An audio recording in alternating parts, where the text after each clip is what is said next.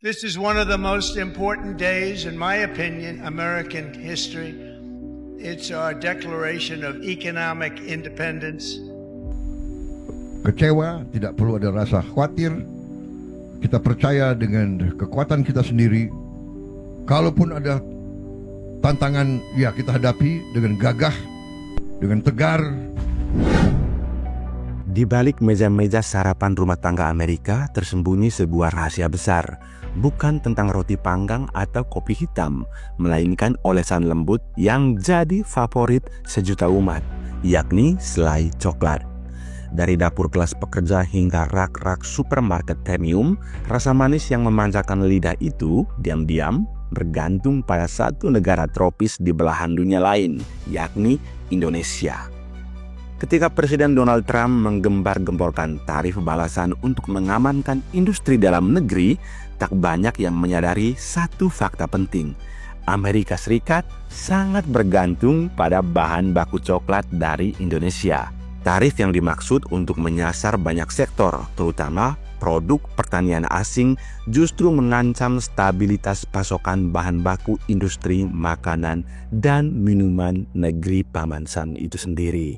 Dan disitulah kakao Indonesia menjadi kartu truf yang tidak bisa diabaikan. Indonesia memang bukan eksportir kakao terbesar dunia. Gelar itu masih dipegang oleh Pantai Gading dan Ghana. Tapi Indonesia punya sesuatu yang lebih menggigit. Produk olahan kakao bernilai tinggi seperti pasta kakao dan mentega kakao atau yang biasa disebut cocoa butter. Inilah bahan utama dalam produksi coklat, dari permen batangan hingga saus pencuci mulut dan tentu saja selai favorit Presiden Trump. Berdasarkan data dari Indonesian Trade Promotion Center, pada tahun 2022 saja Amerika mengimpor cocoa butter senilai 532 juta USD dari seluruh dunia dan sebesar 219 juta dolar diantaranya berasal dari Indonesia. Artinya hampir 30% pangsa pasar kakao butter di Amerika Serikat dikuasai oleh Indonesia. Sebuah angka yang membuat siapapun di Gedung Putih tak bisa memejamkan mata begitu saja saat berbicara soal tarif Trump. Dan ini bukan sekadar tren jangka pendek. Data BPS menunjukkan ekspor produk olahan kakao dari Indonesia ke Amerika Serikat terus stabil dalam 5 tahun terakhir, bahkan melonjak dramatis pada tahun 2024. Ekspor kakao butter RI ke Amerika Serikat mencapai 391,96 juta dolar, lonjakan drastis dari hanya 152,9 juta dolar pada tahun sebelumnya. Sebagai perbandingan, ekspor biji kakao mentah hanya menyentuh angka 392.000 pada tahun yang sama. Inilah sinyal kuat bahwa Amerika lebih memilih bahan setengah jadi dari Indonesia ketimbang kakao mentah dari tempat lain.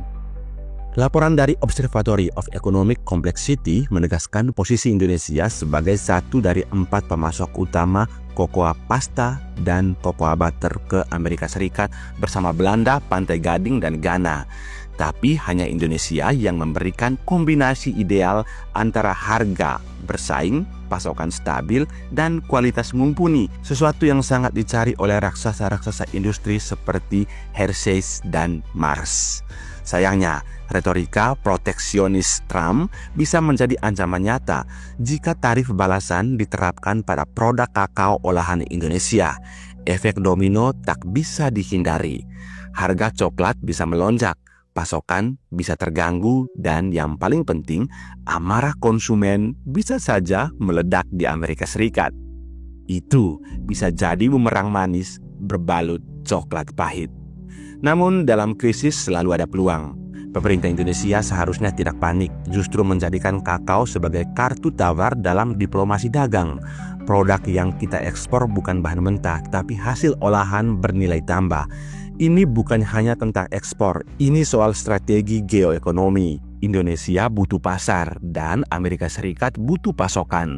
Win-win solution bukan sekadar jargon, tapi keniscayaan yang saling menguntungkan. Biji kakao Indonesia mungkin kecil bentuknya, tapi ia membawa dampak besar. ia ada di balik senyum anak-anak yang menggigit coklat, di balik kreativitas chef dunia, hingga di balik neraca perdagangan dua negara besar. Dan kini, mungkin saja ia juga bisa menentukan nada diplomasi antara Jakarta dan Washington. Kalau Trump ingin menjadikan tarif sebagai senjata, maka Indonesia punya coklat sebagai tameng. Sebab dalam perang dagang global, kadang senjata paling mematikan bukan rudal atau sanksi, tapi rasa manis dari sepotong coklat yang tak tergantikan. Tanggapan Prabowo terhadap tarif Trump. Amerika Serikat di bawah Presiden Donald Trump menerapkan tarif sebesar 32% terhadap sejumlah produk dari Indonesia. Ini adalah bentuk perang dagang global yang sedang memanas. Bukan hanya Indonesia yang terkena imbas, tetapi hampir semua negara berkembang saat ini sedang menavigasi badai ketegangan dagang antara negara-negara besar ini. Namun Prabowo bersikap tenang. Ia menegaskan bahwa Indonesia akan memilih jalur diplomasi. Kita punya kekuatan, kita akan berunding.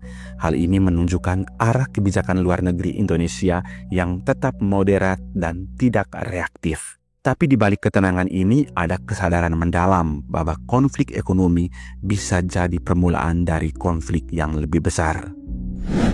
Perang di mana-mana, ya perseteruan antara negara-negara besar. Yang terakhir perang dagang kita juga kena, ya kan? Tapi kita tenang, kita punya kekuatan, kita juga nanti akan berunding. Kita akan berunding dengan semua negara. Kita akan juga buka perundingan sama Amerika. Kita akan menyampaikan kita ingin hubungan yang baik. Kita ingin hubungan yang adil. Kita ingin hubungan yang setara. Jadi kita tidak ada masalah. Resiprokal. Jadi apa yang mereka minta, kalau masuk akal, wajib juga kita hormati, ya. Pemimpin-pemimpin Amerika memikirkan kepentingan rakyat Amerika. Kita memikirkan kepentingan rakyat kita. Tidak perlu ada rasa kecewa, tidak perlu ada rasa khawatir. Kita percaya dengan kekuatan kita sendiri. Kalaupun ada tantangan, ya kita hadapi dengan gagah, dengan tegar. Mungkin ada berapa saat, tapi kita yakin bahwa kita akan bangkit dengan tingkat yang baik.